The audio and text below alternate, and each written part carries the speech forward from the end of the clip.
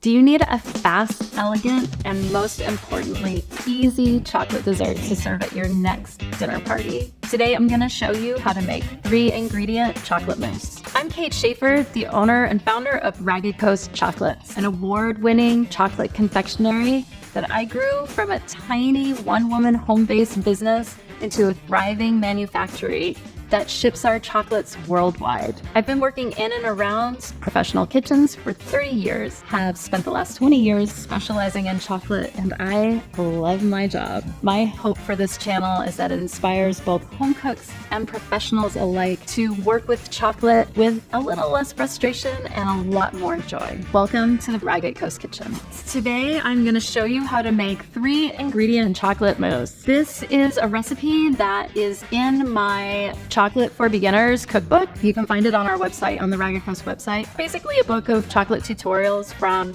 melting chocolate to tempering chocolate, and then a lot of recipes to practice those techniques. This particular recipe is a great way to practice your technique of melting chocolate, which is what I'm doing here. The ingredients we need for this recipe are 6 ounces of bittersweet chocolates. I am using our 71% bittersweet baking discs. This is a great workhorse, great for chocolate chips, brownies, etc., etc. In this particular instance, it's going to be flavors and sweetens our chocolate mousse. We need 4 ounces of warmed whole milk and 12 ounces of heavy cream. I have melted our bittersweet chocolate over warm water. This is ready to rock. I'm going to take it off the hot water and wipe the bottom of the bowl with this dish towel.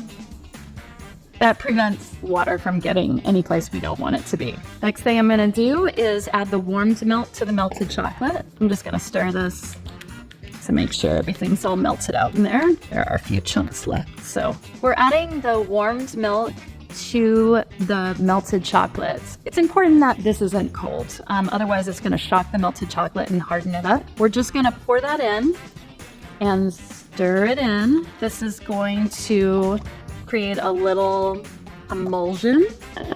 And basically, mostly what this is a kind of a slurry, basically, because we're going to whip cold cream and add it to this melted chocolate mixture. And if we had just plain chocolate in here, plain melted chocolate, the cold whipped cream would shock it and it would harden, and then we'd have chocolate mousse with lots of little bits of chocolate in it. This way we get a nice cohesive fluid mixture that will stir right into that whipped cream very nicely. I've got my 12 ounces of cold heavy cream. Ideally, this bowl is going to be chilled as well. You can also chill your beaters, and what that does is it really helps your cream whip really fast.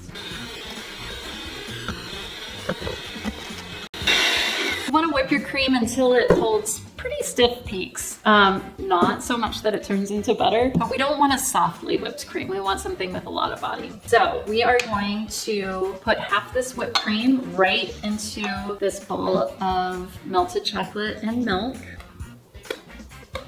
We're gonna stir that in.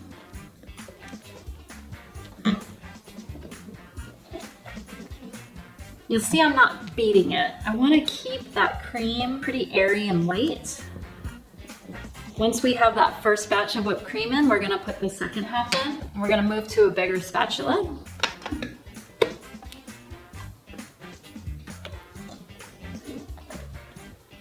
And as you fold this in, you want to make sure you dive deep into that bowl and get what's on the bottom and pull it over the top. You're just kind of pulling it. They call this folding in cookbooks. Dig down into the bottom and pull it over onto the top. And that's going to give you a nice, smooth, homogeneous mousse. I personally like it if there's a few streaks in there.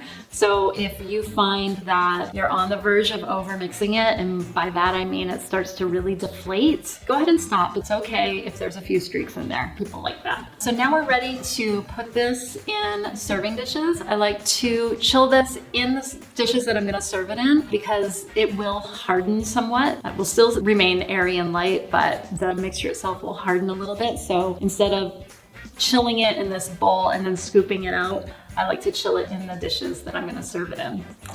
If you have pretty parfait glasses or dessert cups, this is a great use for it. I'm using my grandmother's teacups. Also a great use for this. And just scoop that right in there.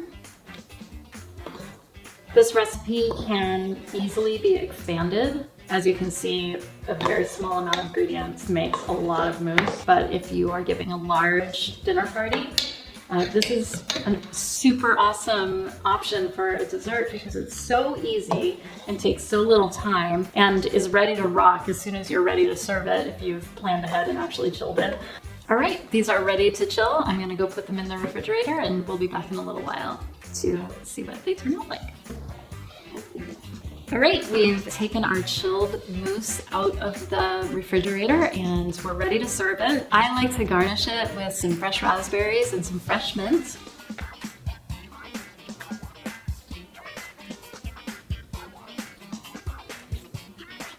All right, your mousses are ready to serve. It was so good. This is a 71% chocolate, but the amount of sweetness in here is just perfect. No need to add extra sugar. And this is a pretty bittersweet chocolate, but that cream really brings it out. 3 ingredients, guys. Make sure you're using good chocolate because that's what's gonna make this dessert. If you liked this video and found it helpful, please go ahead and give it a like. And if you want to see more videos like this, please subscribe to our channel. And we'll see you next time on the Ragged Coast Kitchen.